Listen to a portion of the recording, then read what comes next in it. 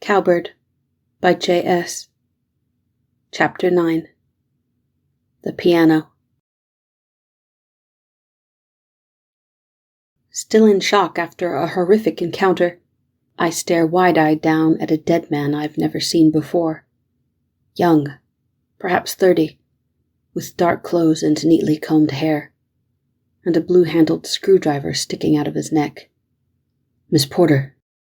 I scream faintly at Sam's address, heart still pounding fiercely in my chest as he holds me up.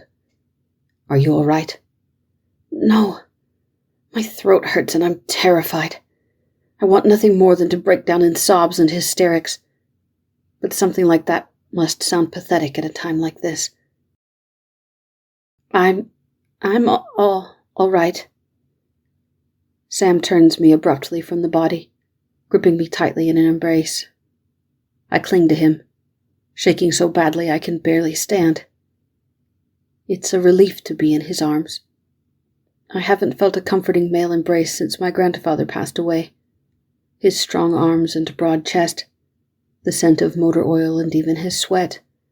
Somehow it's all so reassuring. I could stay like this forever. "Let's get you inside, Miss Porter. I must speak to your father immediately." Sam helps me walk back to the house. I'm grateful for his presence. It's the only thing keeping me from fainting at every single shadow. I know my father's still awake from the light that burns in his office window. Sam helps me to it and opens father's door without knocking. He swears at us, then drops the letter he's holding when he sees the state I'm in. "Good God, Francis, what happened?" "Someone attacked me. Sam—" "I took care of him, Mr. Porter." Father swears and heads back outside with Sam to assess the situation, for now forgetting me, leaving me alone in his office. I don't like it. I don't want to be alone. I walk over to the window to see the two men hurrying off into the darkness. I wrap my arms around my shivering frame and glance at Father's desk. I note the letter he was reading, the signature at the bottom. Lady Charlotte, the old woman who wanted Chopin. Father returns to his office some time later. I stir from the corner chair where I was dozing.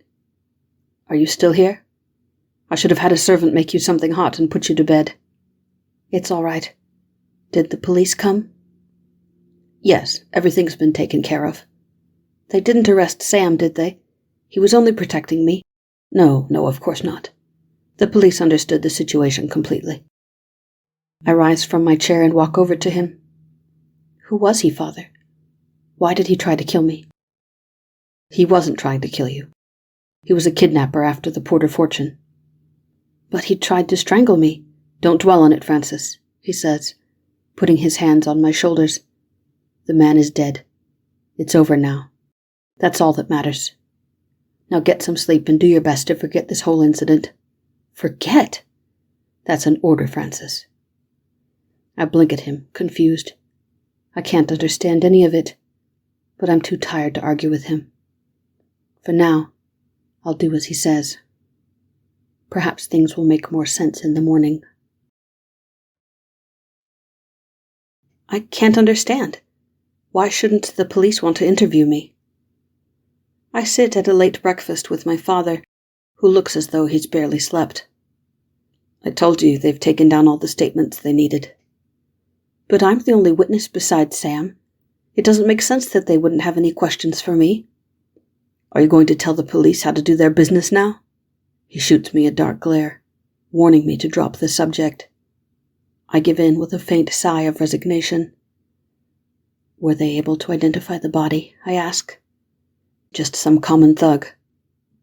"Do you think they'd let me examine him? I'd like to take a closer look, see if I recognize him." "I thought I told you last night to forget about it. Just forget it ever happened. Don't speak of it. Don't look into it. And don't you dare go to the police and ask to see any dead bodies. Have I made myself clear?" "Ah, I see now." Father never phoned the police. They have no idea a man was killed on our property last night. He swept this body under the rug the same way he let Harrison's body be swept under the rug. Neatly and quietly. I'm starting to wonder how many other bodies he's got buried out behind our property. Francis, he prompts me when I don't answer him immediately. All right, Father. I won't speak of it to anyone. Good girl. He wipes his mouth with his napkin and rises. Have to go to the factory now. It will be another late night. With Miss Appletree? He shoots me an irritated look. Not you two. I shake my head. I know you're not that kind of person, Father. But shouldn't you explain it to Mother? You know she suspects the two of you are having an affair.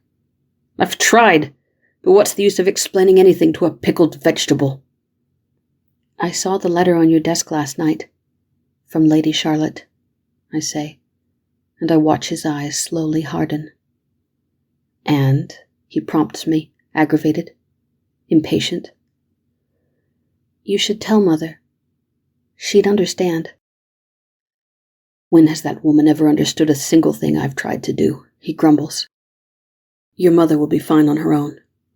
She's got a new bottle of pills from Dr. Bridger. They'll keep her occupied for the next week or so. I watch Father go with a mixture of feelings in my breast. Pity, worry, disappointment, but mostly confusion. Perhaps a walk will clear my thoughts. It's a cool, cloudy day. Trees that were ablaze with color are fast shedding their leaves with each new chilly gust of wind, leaving behind bare black skeletons. My feet carry me back to the annex, to the scene of the attack last night. Unsurprisingly, the site has been swept clean. There are no tracks to indicate a scuffle, not a single drop of blood, and, of course, no evidence of the police ever having been here. A kidnapper, Father said. It makes sense in theory. Taking Dwayne Porter's eldest daughter, they might have put any number at all on my head and expect to see it paid for my ransom. But that's just the trouble. I don't think they did want to ransom me. I think they wanted to kill me. I circle the annex slowly, looking for the attacker's hiding spot. He might have had accomplices. If I can locate his footprints, I might learn more. Coming around to the backside of the annex just to the right of the big windows of the room where I play piano, I stop short at the sight of dozens of cigarette butts littering the ground. I stoop to examine them, wondering what it could mean. Then a voice behind me causes me to jump with a little yelp. Find a clue, Miss Porter? Sam! You startled me, I accuse, straightening. He's wearing thick work trousers and a worn-out flannel shirt smeared with a black, greasy substance. His ever-shifting hazel eyes are brownish gold in this light, I note, and they crinkle faintly at the corners in greeting. I see you found my trash. I wondered if these were yours, I say, indicating to the used-up cigarettes. I guess that explains how he got to me so quickly last night. Do you always take your smoke breaks here? Only after dark, he says, and I blink at him in confusion. When you happen to be playing, he adds, and I feel my mouth go a bit dry. You listen to me play? He shrugs with a somewhat guilty expression. It's not something a man like me would get to hear ordinarily. Fancy music played on a grand piano like that. It's hardly fancy. Well, I wouldn't know about that, he says, watching me in a way that makes me squirm just a bit in my boots. Anyway, I say, quick to change the subject, I never thanked you. For last night. What, for doing my job?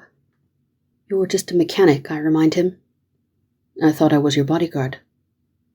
Well, for some reason my heartbeat quickens wildly at this innocent statement. I know I said that, but still, no one expects you to put yourself in danger like that for my sake. Sam lifts one of his severe brows. Don't they? No, not really. At least, not for someone like me. Who else? He asks me seriously.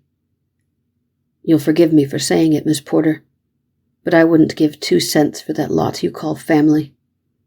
But for your sake, I guess you've seen what I'd be willing to do. Oh, I say, coloring deeply, moved by his words and more than a little flustered. Still, thank you for saving me. Sam inclines his head ever so slightly in the faintest bow, his eyes never once leaving mine. It was no trouble, Miss Porter. Really. There's something wrong with me. I've seen not one but 2 dead bodies now in the space of just a few days, but somehow that doesn't bother me at all. In fact, it hardly even registers. This evening, as I stare at the notes I'm taking for Harrison's murder, I can't even read the words. All I can concentrate on, all I've been able to think about for the last several hours. I rise abruptly, dressing in my raincoat, hat, and boots, and make my way outside. The sky is low and drizzly. The sun set only half an hour ago. I make my way out to the annex, not frightened as perhaps I should be, knowing an attempt was made on my life here not 24 hours ago. I let myself inside, hanging up my coat and changing my boots for a pair of slippers, and pad silently down the hall to the morning room. I feel apprehensive as I sit down at the piano bench, self-conscious. Sam, has he really been listening to me play? I guess the cigarette butts were evidence of that. I always thought I was alone out here. No one in the house ever wanted to listen to me practice. Mother especially can't stand my loud, dramatic music. But Sam. I'm nervous. I've never been so nervous sitting at a piano before. Not even when I played in a concert hall in front of 1,000 people. I touch my fingers to the cold keys, playing a few scales to loosen up, breaking up the silence of the wide, dark room. Outside I watch the trees bend in the wind, a few overgrown branches rustling faintly against the tall windows. He wouldn't be out there, I tell myself. Not on a rainy night like tonight. Still. Trying not to think too hard, I let myself begin to improvise a song. Simple, lovely, shy. A maiden song, I think, with flushing cheeks. The maiden who's only just begun to awaken to the idea of her own romance. Foolishness, I tell myself, to imagine that someone like me could. The volume of rain increases suddenly, startling me out of my thoughts. It's pouring, I realize. Sam will be drenched, if he's even out there. I don't stop to think, but rise and run down the hall, slipping back into my rain clothes and bursting out into the storm. I run around to the other side of the lonely house, lured by the faint orange glow of a cigarette. Miss Porter! Sam's eyes widened at the sight of me where he's tucked himself up against the wall, just out of the rain. Would you? I say, my voice fairly drowned by the thundering deluge. Would you like to come inside? He considers my offer a moment, lowers his cigarette. All right if I smoke? I nod, put my hand out. He considers this too. Then he reaches out and clasps me firmly. I begin to run, pulling him after me through the rain. Inside, our breath echoes in the empty hall. I take off my wet things and stop to clean my fogged-up glasses. Then I look to Sam concernedly. I should get you a blanket. I'm all right, Miss Porter. But you'll catch a cold. I don't get sick that easily. It's dark. I can hardly see his face, but I sense he's near.